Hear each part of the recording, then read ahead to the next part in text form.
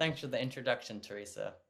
I'm so excited to be here today with Elizabeth and hundreds of business professionals who have gathered at Bloom to focus specifically on the role of business and finance in halting and reversing biodiversity loss. A gathering like this would have been unimaginable just a year or two ago.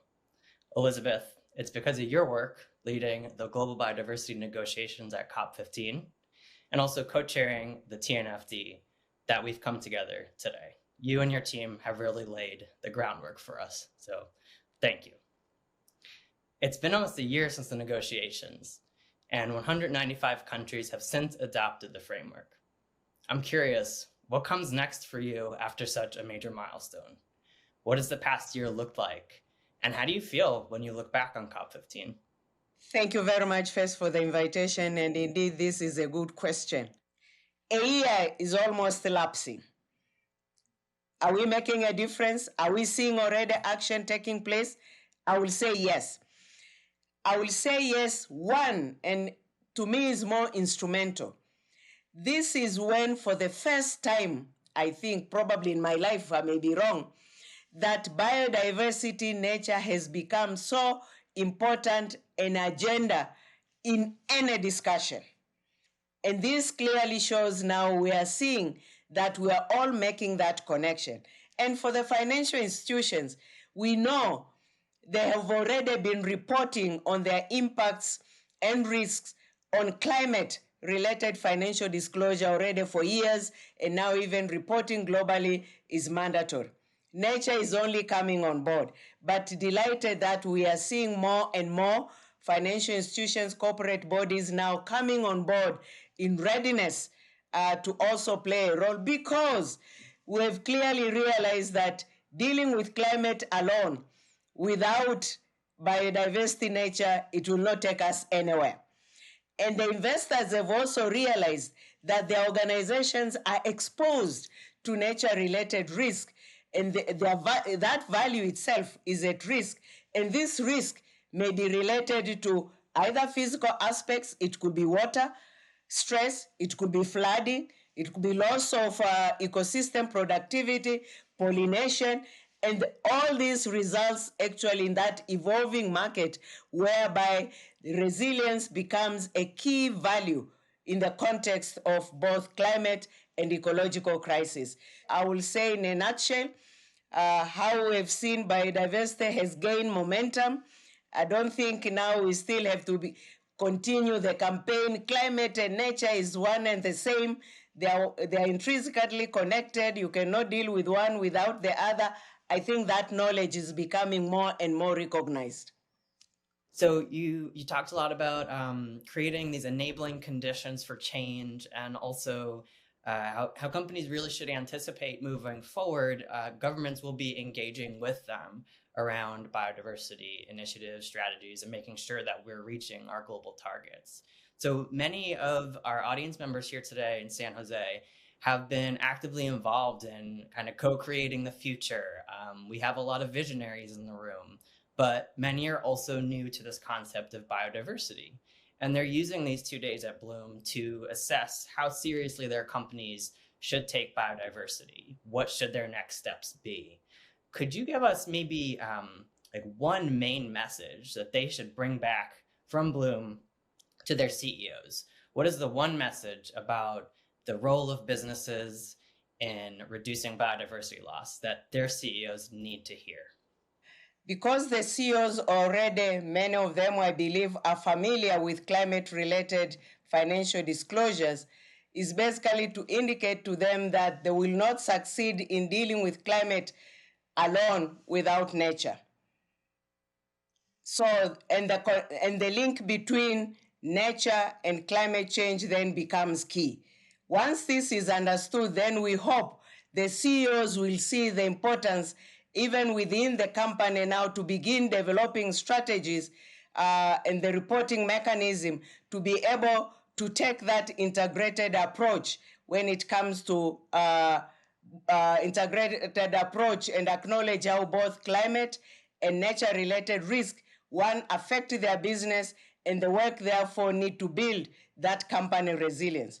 So that connection, I think, will be key for the company to be able to be aware. We also understand, as you say, that probably not all CEOs may be familiar, and this is where we'll say then the issue of that awareness, capability building, skill set building of the teams within the corporate bodies also becomes key. What might be some of the consequences or risks of not getting on board, of not taking biodiversity seriously right now? I want to assume if a company's operation and activities are nature related, agricultural production, food systems, food chain, I don't think they can avoid. Because if, as we've said earlier, 50% of the global GDP is dependent on nature and the services it provides, and they are dependent, if the food crop is also dependent on pollination, the bees or the pollination is not at the level as expected, it means that production will be affected. And that includes also what will be harvested and what will finally go to the market. And that's why we are saying understanding nature is also a value. It is an asset in itself. And they really need to build on that. That is one. But two, while climate reporting on climate disclosure now is mandatory for many countries, and remember when climate disclosure began, it began as a voluntary mechanism. And then a few years later, it became mandatory. And that's how we are also looking at the nature disclosure framework and recommendations.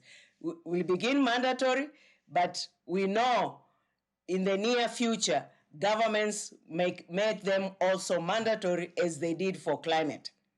I want to think a little bit maybe optimistically about the future and kind of hear your vision for what success looks like. So looking ahead, imagine it's 2030 and we've reached the 23 targets laid out in the Global Biodiversity Framework, or we've made really good progress towards them. What does success look like for the economy, ecosystems, and people? And if you want to use a local example, how might Kenya, the country that you're currently living in, how might it look different?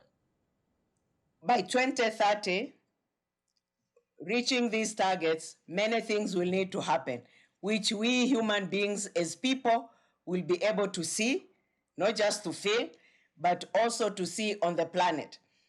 When we say 30% of the degraded land will be restored, we should be able to see that.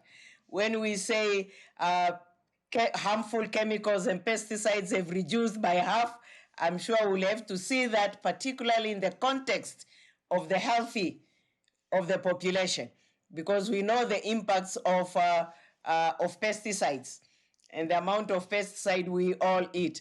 So we hope our health will improve over the years. And not only that, and if the health improves, it means the government's budgets on health will equally be lower. So at national level, it will improve.